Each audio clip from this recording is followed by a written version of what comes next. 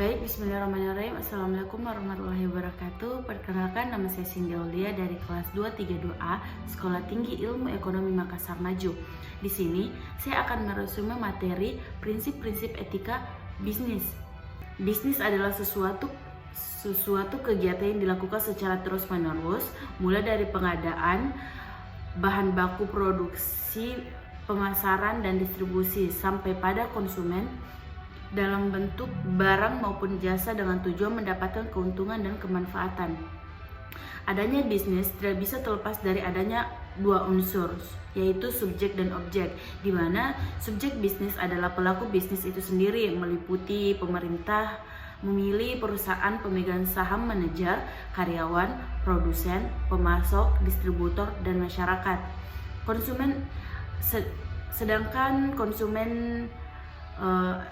Sedangkan objek dan masyarakat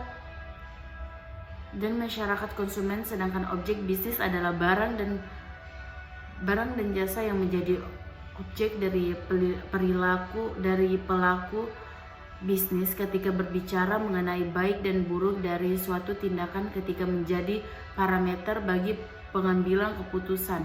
Apakah keputusan yang akan diambil sudah memenuhi nilai etika atau belum? Karena pada dasarnya teori etika mendasari dan menyediakan kerangka kemungkinan kepastian benar atau tidaknya kebiasaan orang. Ada beberapa teori etika yang digunakan oleh individu sebagai dasar dalam mengambil keputusan yang dianggap etis, yaitu yang pertama teori deontologi atau teori kewajiban, yang kedua teori keadilan, dan yang ketiga teori egoisme. Secara etimologi, etika berasal dari bahasa Yunani, yaitu Kamus Besar Bahasa Indonesia, yaitu ethos yang berarti watak kesusilaan atau adat istiadat dalam Kamus Besar Bahasa Indonesia. Etika diartikan sebagai ilmu pengetahuan yang mempelajari tentang apa yang baik dan apa yang buruk, serta berbicara tentang hak dan kewajiban moral.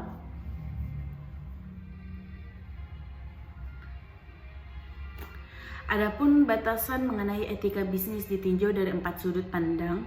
Yang pertama dilihat dari objek formal ketika membahas tentang perbuatan manusia. Yang kedua itu perbuatan manusia. Yang kedua dilihat dari sumbernya ketika bersumber dari akal pemikiran manusia. Terus yang ketiga yaitu dilihat dari fungsinya. Etika berfungsi sebagai penilaian penentu dan penetap dan perbuatan yang dilakukan manusia. Terus yang keempat berdasarkan sifatnya. Etika bersifat relatif, yaitu berubah-ubah sesuai tuntutan perkembangan zaman. Secara garis besar, prinsip etika bisnis terdiri atas beberapa hal. Yang pertama, kejujuran. Beberapa hal. Yang pertama itu kejujuran domestik, kedua itu keadilan, ketiga itu saling menguntungkan, keempat memiliki etika pada alam dan lingkungan, kelima menaati akurat, dan yang keenam tanggung jawab.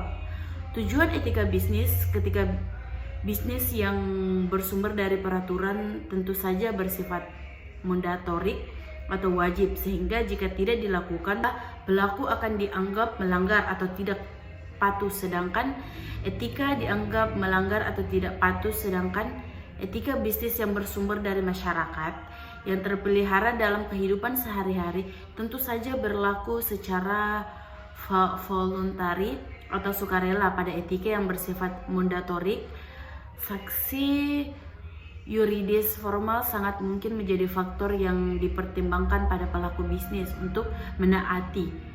Karena itu jika etika bisnis yang bersifat voluntari juga dihiraukan dan dilaksanakan oleh para pelaku bisnis, sudah pasti memiliki tujuan di balik pelaksanaan etika bisnis tersebut.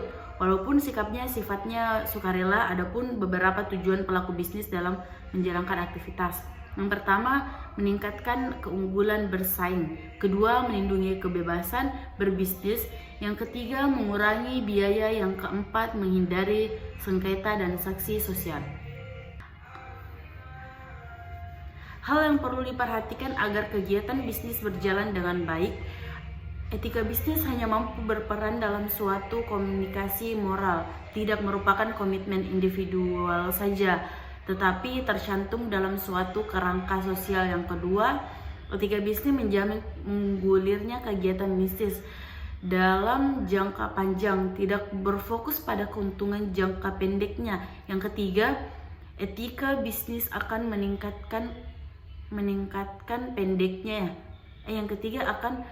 meningkatkan kepuasan pegawai yang merupakan stockholder yang penting untuk diperhatikan ketika bisnis membawa pelaku bisnis untuk masuk ke dalam bisnis internasional. Beberapa faktor membawa pelaku bisnis untuk masuk ke dalam bisnis internasional, yaitu faktor yang dianggap menjadi pemicu dari masih dipertahankannya bisnis yang tidak beretika, yaitu yang pertama, banyaknya kompetitor baru dengan produk mereka yang lebih menarik. Yang kedua, kurangnya kesadaran moral yang berkaitan dengan memaksimumkan hal terbaik bagi orang sebanyak mungkin. Yang ketiga, kurangnya pemahaman tentang prinsip etika bisnis.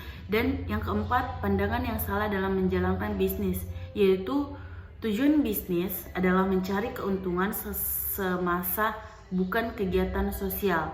Adapun manfaat jangka panjang dalam prinsip-prinsip etika bisnis yang baik bisa membawa manfaat jangka panjang bagi perusahaan. Misalnya, memiliki reputasi yang baik, hubungan bisnis yang kuat, dan daya tarik bagi karyawan yang berkualitas. Baiklah, itulah materi hasil resume yang dapat saya sampaikan. Kurang dan lebihnya mohon dimaafkan. Wassalamualaikum warahmatullahi wabarakatuh.